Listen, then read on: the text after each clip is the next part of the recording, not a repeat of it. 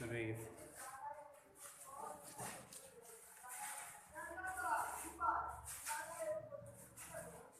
সুপ্রিয় শিক্ষার্থীবৃন্দ, অনলাইন ক্লাসে তোমাদের স্বাগত।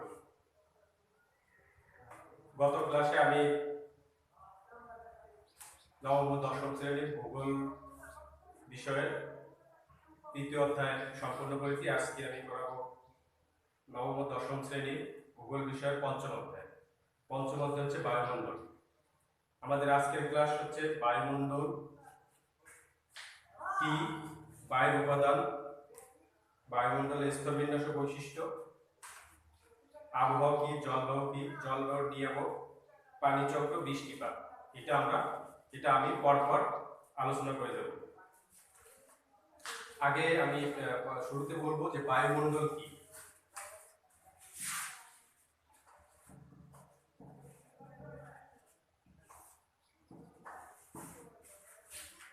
বায়ুমণ্ডল হচ্ছে পৃথিবীকে বেষ্টন করে যে গ্যাসীয় পদার্থগুলো আছে, সেই গ্যাসীয় পদার্থগুলোই বায়ুমণ্ডল বলা হয়। তাহলে আমরা যদি একটা চিত্র দেখি, চিত্রের মাধ্যমে সেটা যদি আমি পৃথিবী কল্পনা করি, পৃথিবীর চারপাশ দিয়ে যে একটা গ্যাসীয় আবরণ আছে, এই গ্যাসীয় আবরণগুলো হচ্ছে পৃথিবীকে বেষ্টন করে আছে এবং পৃথিবীর মাধ্যাকর্ষণ শক্তির প্রভাবে গ্যাসীয় পদার্থগুলো পৃথিবীর চারপাশে থাকে। এটাই হচ্ছে বায়ুমণ্ডল। বায়ুমণ্ডলের ইংরেজি যে শব্দ সেটা হচ্ছে অ্যাটমসফিয়ার। আমরা সহজে বুঝতে পারি যে আমাদের পৃথিবীর চারপাশে যে বিভিন্ন অক্সিজেন, নাইট্রোজেন, বিভিন্ন যে গ্যাসীয় পদার্থ, অক্সিজেন, নাইট্রোজেন এবং বিভিন্ন জলীয় পদার্থ থাকে, সেটার যে অংশ বিশেষ বা সেটার যে পরিবেষ্টন করে আছে আমাদের পৃথিবীর চারপাশ দিয়ে, সেটা হচ্ছে বায়ুমণ্ডল। এরপর হচ্ছে বায়ুমণ্ডলের উপাদান বা বায়ু উপাদান। কি কি উপাদান নিয়ে আমাদের এই বায়ুমণ্ডল গঠিত, কি কি উপাদান দিয়ে আমাদের এই বায়ু গঠিত, সেটা আমরা এখন বর্ণনা করব। বায়ুমণ্ডলের উপাদানগুলো সাধারণত আমাদের পৃথিবীর ভূপৃষ্ঠ থেকে, এটা যদি পৃথিবীর ভূপৃষ্ঠ হয়, পৃথিবীর ভূপৃষ্ঠ থেকে 1000 কিলোমিটারের ভিতর এই বায়ুমণ্ডলের অবস্থান। 1000 কিলোমিটারের মধ্যে আমাদের যে বায়ুমণ্ডলের যে উপাদানগুলো, সেই উপাদানগুলো থাকে।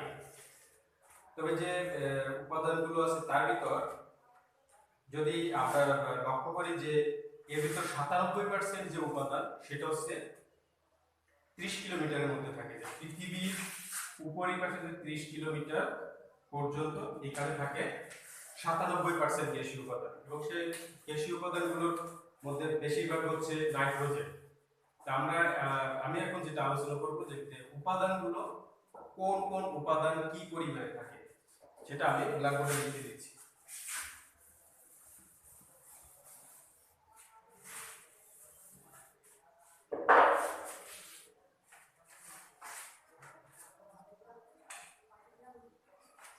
বায়ুমণ্ডল প্রধানত তিনটি উপাদান নিয়ে গঠিত। তিনটি উপাদান হচ্ছে, একটা হচ্ছে বিভিন্ন প্রকার গ্যাস,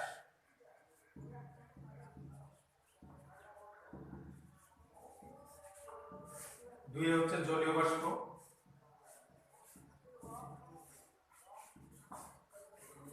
তিন হচ্ছে ধূলিকণা।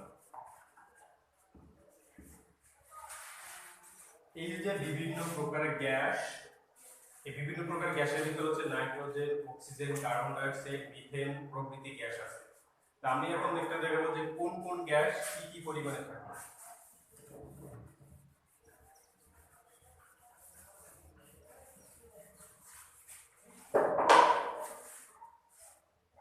বায়ুমণ্ডলে থেকে নাইট্রোজেন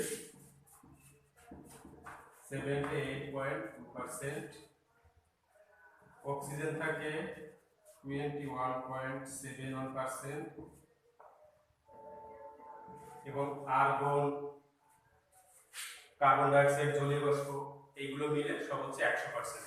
তবে আমরা একটা জিনিস খেয়াল করবো যে নাইট্রোজেন এবং অক্সিজেন এই দুটি গ্যাসের পরিমাণ হচ্ছে 98.73%।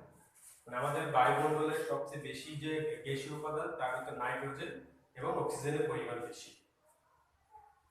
এখন যেটা আলোচনা করবো সেটা হচ্ছে বায়ুমণ্ডলের স্তরবিন্যাস ও বৈশিষ্ট্য।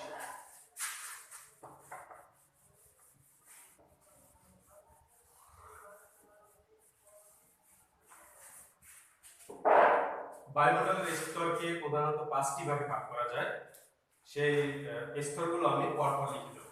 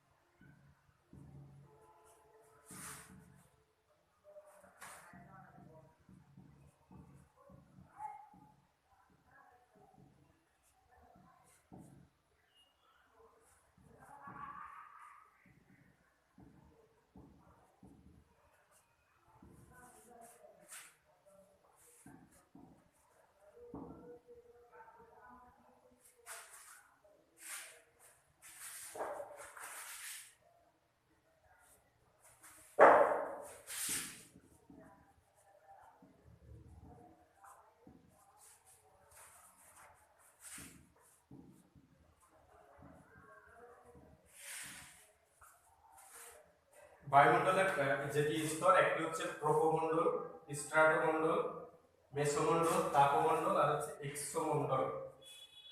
এখন যেটা পড়বো সেটা হচ্ছে প্রোপমণ্ডল। প্রোপমণ্ডলের যে স্তরবিন্যাস, প্রোপমণ্ডলে সাধারণত মেঘ, বৃষ্টিপাত, তার জলীয় বাষ্প, বিভিন্ন আবহাওয়া, বায়ুপ্রবাহ, ঝড়, তুষার, এইগুলো হচ্ছে আমাদের এই প্রোপমণ্ডলে দেখা যায়। প্রোপমণ্ডলের স্তর সীমা হচ্ছে 16 থেকে 19 কিলোমিটার। পৃথিবীর উপরিপৃষ্ঠ থেকে 16 থেকে 19 কিলোমিটারের মধ্যে হচ্ছে প্রোপমণ্ডলের অবস্থান, এবং মেরু অঞ্চলে এটা দেখা যায় 8 কিলোমিটার পর্যন্ত।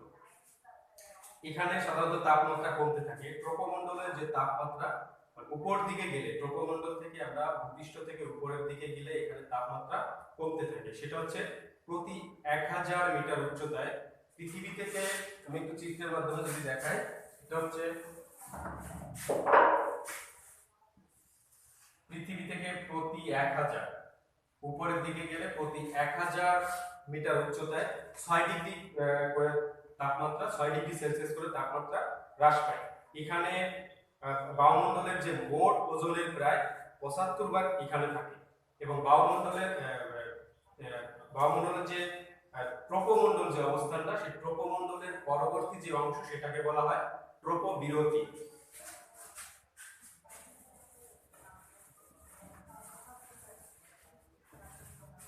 ট্রপোমণ্ডল পরে আসছে আমাদের কি, সেটা হচ্ছে স্ট্রাটোমণ্ডল। স্ট্রাটোমণ্ডল পৃথিবীর উপরে 50 কিলোমিটার পর্যন্ত বিস্তৃত। আমি যদি এটাকে পৃথিবী ধরি, এটা হচ্ছে ট্রপোমণ্ডল, এটা হচ্ছে ট্রপোমণ্ডল, তারপর হচ্ছে স্ট্রাটোমণ্ডল। এই স্ট্রাটোমণ্ডল হচ্ছে প্রায় 50 কিলোমিটার পর্যন্ত। এখানে ওজোন গ্যাসের পরিমাণ বেশি থাকে এবং এখানে আবহাওয়া শুষ্ক ও শান্ত থাকে। এরপর হচ্ছে মেসোমণ্ডল হচ্ছে স্ট্রাটোবিরতির উপরে 80 কিলোমিটার পর্যন্ত বিস্তৃত। এই স্তরের উপরে তাপমাত্রা হ্রাস পাওয়া বা হ্রাস পেতে পেতে একসময় থেমে যায়, মানে এখানে তাপমাত্রা অনেক কমতে থাকে। মহাকাশ থেকে ছুটে আসা যে উল্কাগুলো সেটা এখানে পড়ে যায়। এরপর হচ্ছে তাপমণ্ডল হচ্ছে 500 কিলোমিটার পর্যন্ত বিস্তৃত। এই স্তরে তাপমাত্রা দ্রুত বৃদ্ধি পায় এবং তাপমাত্রা 1480 ডিগ্রি সেলসিয়াস পর্যন্ত বৃদ্ধি পেতে থাকে। এখানে বেতার তরঙ্গ, আমরা যে বেতার তরঙ্গ বা বেতার রেডিও টেলিভিশনের যে শব্দগুলো শুনি, সেই বেতার তরঙ্গগুলো ওই তাপমণ্ডলের বৃদ্ধিতে বাধাতে আবার আমাদের পৃথিবীতে ফিরে আসে। এরপর আছে এক্সোস্ফিয়ারের তাপমাত্রা 360 থেকে 1650 ডিগ্রি পর্যন্ত হতে পারে। এখানে অক্সিজেন, নাইট্রোজেন পরিমাণ খুবই কম, মানে বেঁচে প্রাণী বা উদ্ভিদের প্রাণীর কোনো অস্তিত্ব ওখানে খুবই কম পাওয়া যায়। এটা আমাদের হচ্ছে 5টা বৈশিষ্ট্য। তাহলে আমি যদি আবার প্রথম থেকে রিপিট করি যে আমাদের স্তর, বায়ুমণ্ডলের স্তর হচ্ছে 5টি। একটা হচ্ছে ট্রোপো, স্ট্রাটো, মেসো, তাপো আর হচ্ছে এক্সোস্ফিয়ার। এখন যেটা আমি পড়াবো সেটা হচ্ছে আবহাওয়া কি।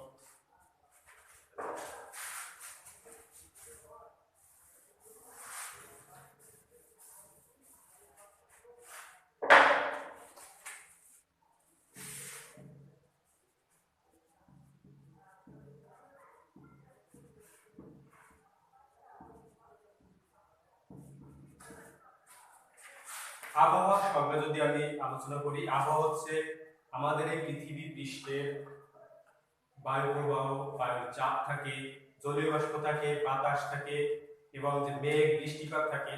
তবে কোনো একটি এলাকার এক সপ্তাহের যে গড় অবস্থা, বৃষ্টিপাত, বায়ু প্রবাহ, বায়ুর চাপ, তাপমাত্রা, এই গড় আবহাওয়া, এক সপ্তাহের গড় আবহাওয়াটা হচ্ছে গড় অবস্থাটা হচ্ছে আবহাওয়া।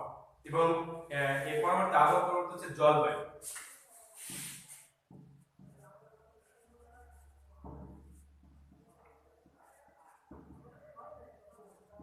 আবহাওয়ার জলবায়ুর ভিতরে একটা মিল আছে। আবহাওয়া হচ্ছে এক সপ্তাহ 6 থেকে 7 দিনের যে গড় অবস্থা, আর জলবায়ু হচ্ছে কোনো একটি নির্দিষ্ট এলাকা 20 থেকে 30 বছর, বিশেষ করে 30 বছরের যে গড় আবহাওয়ার অবস্থা, সেটাকে আমরা শুধু জলবায়ু বলে চিহ্নিত করতে পারি।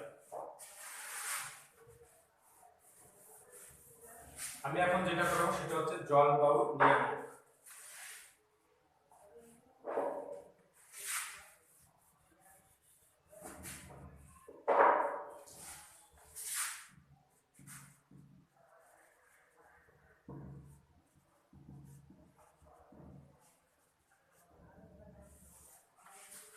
জলবায়ু বিভিন্ন বিষয়ের উপর নির্ভর করে। সেই বিষয়গুলো হচ্ছে সাধারণত নিয়ামক হিসেবে, যেটার উপরে জলবায়ু বিভিন্ন প্রভাব বিস্তার করে, সেটা হচ্ছে জলবায়ু নিয়ামক। জলবায়ু নিয়ামকের প্রধান যে প্রভাব সেটা হচ্ছে অক্ষাংশ।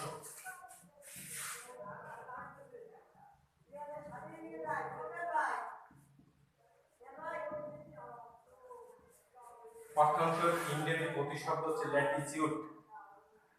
এই অক্ষাংশ অনুযায়ী অক্ষাংশটা হচ্ছে কি, আমি যদি একটা গ্লোবের মাধ্যমে আঁকতে পারি, পূর্ব থেকে পশ্চিমে যে রেখাগুলো কল্পনা করা হয় সেটা হচ্ছে অক্ষাংশ।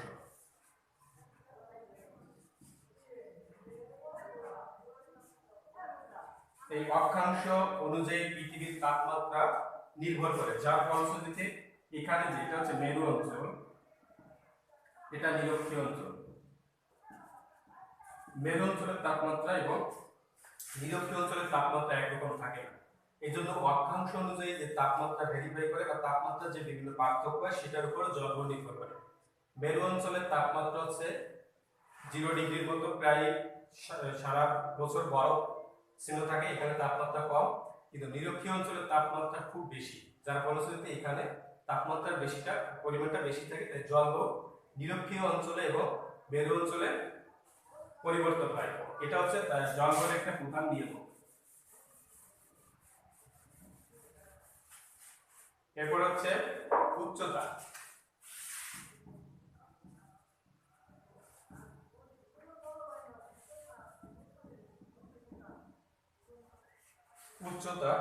উচ্চতা অনুসারে তাপমাত্রা ভেরিফাই করে, যেটা হচ্ছে আমি যদি পাহাড়ি অঞ্চলে যাই সেখানে তাপমাত্রা একরকম হবে, সমতল ভূমির একটা তাপমাত্রা একই রকম হবে। পাহাড়ি অঞ্চলের যে জলবায়ুটা এবং সমতল অঞ্চলের যে জলবায়ুটা, এটার একটা ভিন্নতা প্রকাশ করে। এরপরে আমরা যেটা দেখব, সমুদ্র থেকে দূরত্ব।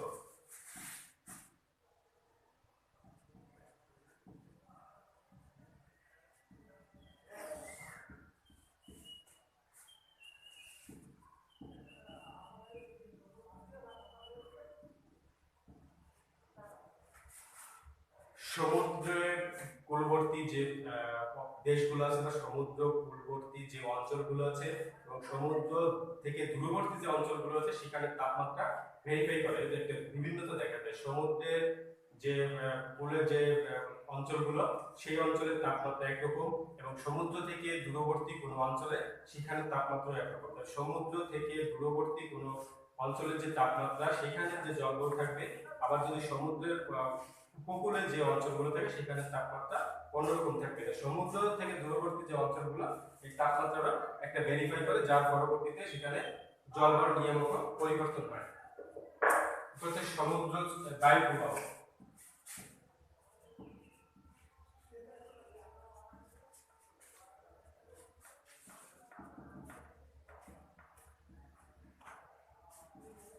Wind movement. এরপরে আমরা পরপর লিখে দেয় সমুদ্র স্রোত।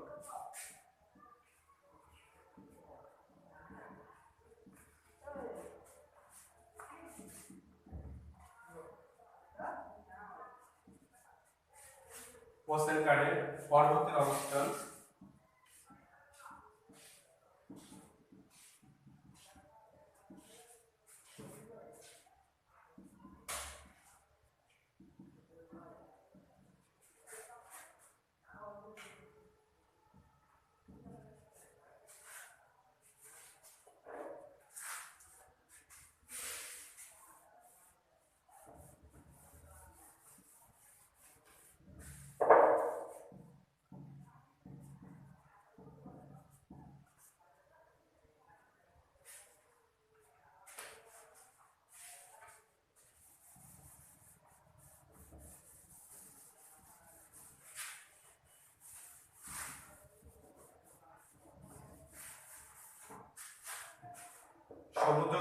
পর্বতের অবস্থান, ভূমির ঢাল, মৃত্তিকার গঠন, বনভূমির অবস্থান, এই জিনিসগুলোই জলবায়ুকে প্রভাব বিস্তার করে।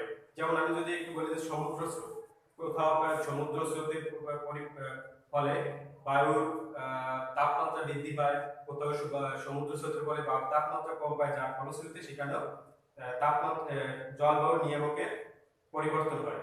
যেমন উষ্ণ স্রোতের জলবায়ু যেখানে উষ্ণ স্রোত যেখানে সেখানে উষ্ণ জলবায়ু থাকবে, শুষ্ক স্রোত যেখানে সেখানে শুষ্ক জলবায়ু থাকবে। এবং পর্বতের অবস্থান অনুযায়ী বৃষ্টিপাত, তাপমাত্রা এটা নির্ভর করে। যদি আমি হিমালয় পর্বতের কথা চিন্তা করি, হিমালয় পর্বতের উত্তর পাশে সেখানে তাপমাত্রা খুবই কম, এবং হিমালয় পর্বতের দক্ষিণ পাশে যেখানে তাপমাত্রা একটু বেশি থাকার কারণে সেখানে প্রচুর পরিমাণে বৃষ্টিপাত হয়। কিন্তু হিমালয় পর্বতের উত্তরে কোনো বৃষ্টিপাতের খুবই কম বৃষ্টিপাত হয় এবং সেখানে সারা বছরই বরফ দ্বারা স্থিত থাকে। এরপর আছে ভূমির ঢাল। ভূমির ঢালের উপরও জলবায়ু নিয়ামক নির্ভর করে, এবং মৃত্তিকার গঠন এবং বনভূমির অবস্থান। আমরা সাধারণত জানি যে বনভূমি এলাকায় জলবায়ুর একটা নিয়ামক অবস্থান নির্ভর করে। বনভূমি যেখানে বেশি থাকে সেখানে বৃষ্টিপাতের পরিমাণ বেশি থাকে, তাপমাত্রার একটা নির্দিষ্ট পরিমাপ থাকে, কিন্তু যেখানে মরু অঞ্চলে সেখানে তাপমাত্রা খুবই বেশি থাকে। এর এখন যেটা আলোচনা করব সেটা হচ্ছে পানি চক্র।